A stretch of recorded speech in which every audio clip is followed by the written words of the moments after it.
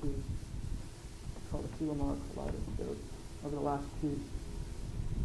over the week prior to Easter, over the last 2 years, I've attended a creative writing workshop sponsored by Diablo Valley College at a Silomar conference ground, which is down in the Grove. Great place. These have proven to be very important to me. I've met some people who I'm now involved in a lot of conceptual type art things. Anyways, this is called the Silomar Kaleidoscope, and it is a kaleidoscope. It is based on my journal entries over the past 2 years, and these things have been juxtaposed with moving from like 79 to 80 and then back again.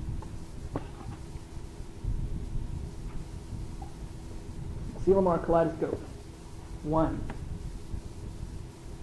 Cruising down the Saturday night city street, neat and beat, neatly and beatly, create, berate, and administer, never hate.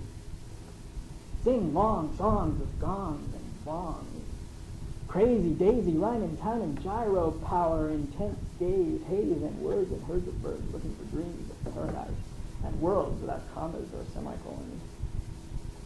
Periods of time, weirdness, history, happening now. Science fiction dreams of mutated monsters dancing obscenely in nuclear waste. Orange fields of burnt grass and utter degenerated minds snap, nap, lap, and crack. Lingering, hinged, mental mutilations, breaking bones and myriad projections of objectives in the present, future, presently present. Cure us, Mother Nature, from our mad, mad, sad, bad, darkest oncoming, endless longing. 2. Greyhound bus ride from Oakland to Pacific Grove, where it dropped at night on an empty street.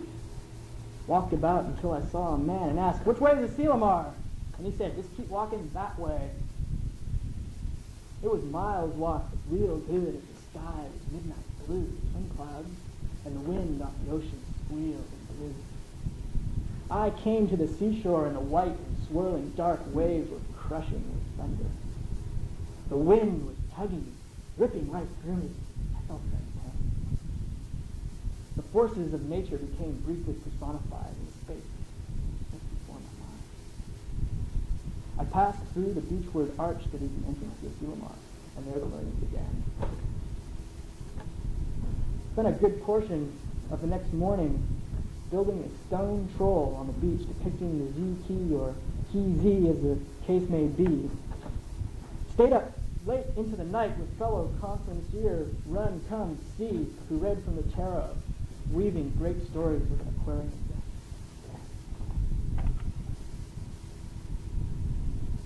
3. Deep psychological traumas of the utmost scary importance as we all feel foolish and unreal, alone and expanded, branded, but really confused. Hardly amused, somewhat abused, alive, singing, swimming and sinning, slipping and sliding. Were you blown off on a wild west wind, lost at sea, lost in space, attempting to live in grace, but sometimes feeling like a disgrace to the universe? Let's get out of our skulls and be free. Cringe and singe, it all depends. It all depends. Are you confused? Confused? 4. Requires more water. 4. Gray rain, the Redeemer, clouds fall around. Anger focuses on the surreal effect of blatantly carrying on without regard to consequence. Though I have reached the late date of swirling constant personal change, so that each separate perspective becomes dated before I can catch up to myself standing next to it, and all that's left is the wind of where I was before. But where am I in the now, happening today in this gray and closed sea world? Very much alive. The sand rolls upon the beach, white grains etched with shiny black broken bits of rock absorbing light like black holes in the hidden pockets of space. The waves go in and out like an undefined line dividing the parts of the world. Nicotine! Nicotine has got its hooks in me. even after I'd sworn I'd never smoke tobacco after August Grateful Dead nicotine hallucinations. But here I am with a ramble-headed pen and a Camel non-filter cigarette, real cigarette, good-tasting death. The written redeemer, the unchecked flow of words, the poetry sighing all about me. I'm tired, I'm tired. As if I chose to wear the guilt of who I've not become. I'd sink under it, lose the joy and the freedom of sitting back and shouting out, who really cares? Denying all those games, appearing to tear down all veils, and expose all powers and all weaknesses that overnumber all powers many, many times too few. Do you really know me? Or is my current lack of address a veil that can't be pierced? Ha! I just went around the corner down the block. If you hurry, you might be able to catch me. Oh, wait. There I am, down on the beach, barefoot with the tide foaming about my ankles. I shift scenes again. I am a single black crow cawing on the hillside near the administration building. I am the hollow feeling of loneliness that masquerades as the hollow feeling of loneliness that is in reality a quiet, melancholy wind. The song is a fear of fast-moving death and sparkling close asphalt, kicking my ribs. Trying to break them, I'm tired. Walking down through the canyon with the granite on either side and the squirrels running from pine to pine, backpack and old worn clothes wrapped tight about me. Scratching my head, wishing for an unpossessed cigarette. Vision slants out from one eye, takes in the form of the woman who really does love me for some reason I can't fathom. Or does she really know me? Or know a me that's standing just a little way apart, waiting to be donned like a suit of clothes? Let's be honest. I'm sitting in the living room drinking an American beer and watching the real world pass before my eyes on the television screen. I can change channels and look at different levels of metaphor and meaning, and probably still not understand a damn thing. 5. Hungry, with back brain marijuana residue hanging on, sinking taloned fingers into mind's flesh, eyes filter light. Third day at a Selamar, weird headspace. Conversations on insanity and drugs, mind shattering under the pressures of modern life, as I suppose is also the case of ancient life. Modern life is a very sticky business, and if you're not careful, you might very well come apart, and if you do, keep it quiet, or else they'll put you in a gray room. Without posters on the walls, without goldfish bowls, without black crows. I awake in sleepy days and wonder about broken bottles and blasted babies and words that turn in neat symbolism.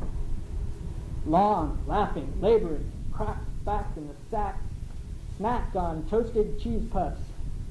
Being gruff and tough and having had enough, we speak of bleak seas with the utmost ease, and drink the light with pure delight, abandon words, chirp like birds, and live a madman's life. Caffeine blitzed, tobacco fixed. We drink our wine and all feel fine. Such old rhymes I've used before, writing down personal lore.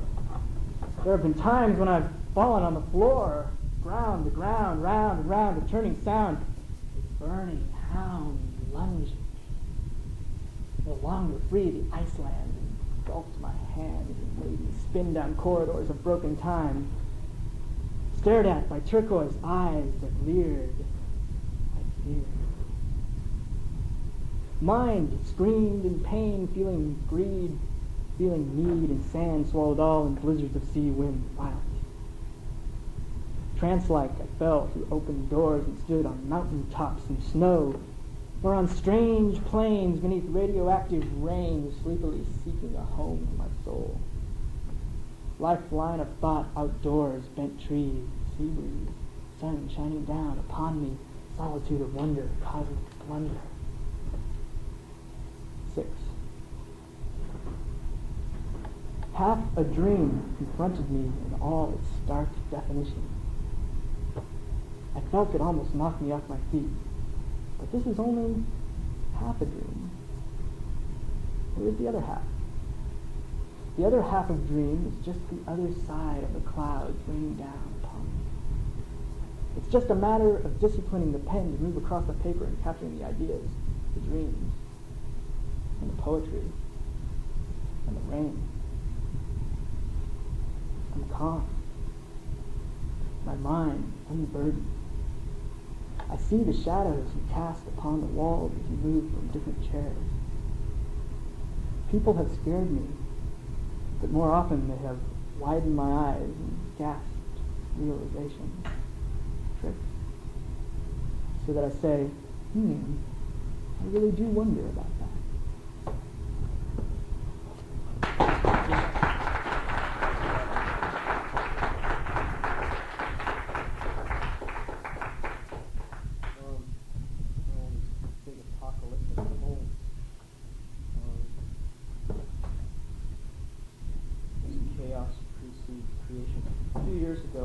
I took a really nice trip with Jimmy and Jim down to the Southwest, and I was always taking notes during that trip, and I don't think they quite understood what I was doing. I still don't really know what I was doing.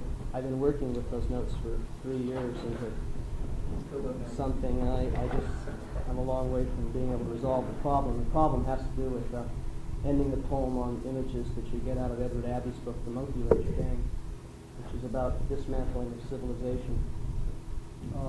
It's about more than that, really.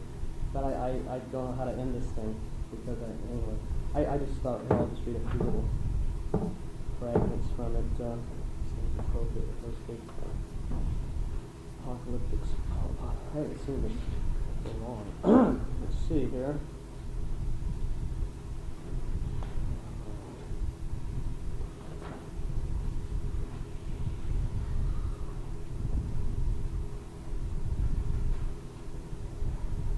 The creek carries endless sandstone pebbles out of the canyon, carrying them past us while we sleep. Waking in Zion Canyon, it's a matter of warm wind. It blew in dry and ebb and flow most of the night. Looking about, millions of cottonwood leaves, silver and green, brush the air in a continuous echo. And all around, decal-patched campers. There's even a Buick Bobcat from New York. Engines quiet with so many licensed drivers asleep on air mattresses and between sheets. And beyond their hearing, but only stones away, tadpoles swim in cyclical equilibrium. The rock snail adapted to the widening of the canyon. Once the river became too swift, the snail grew a larger foot and climbed higher for its food. Tourists in an environment as wide as the fuel capacity of our cars permit, we do not behave in terms of adaptation. Snails are curious, we are impervious. Clouds move apart, scattering as if from a center, spreading over Earth and its pale blue overworld. Dead ancestors do good for people, rain making things grow. Gas stop. I ask a polo-shirted man, what's the meaning of the 4 large numbers that you've decaled on your camper? He responds in New Jersey's, proud of his Winnebago, they don't mean a thing. They're there to make it easier to find a camper in a large trailer park.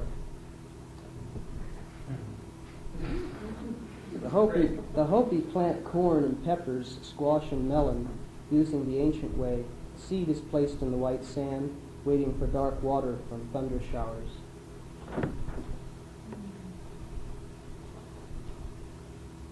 In Gallup, New Mexico, we met an Indian.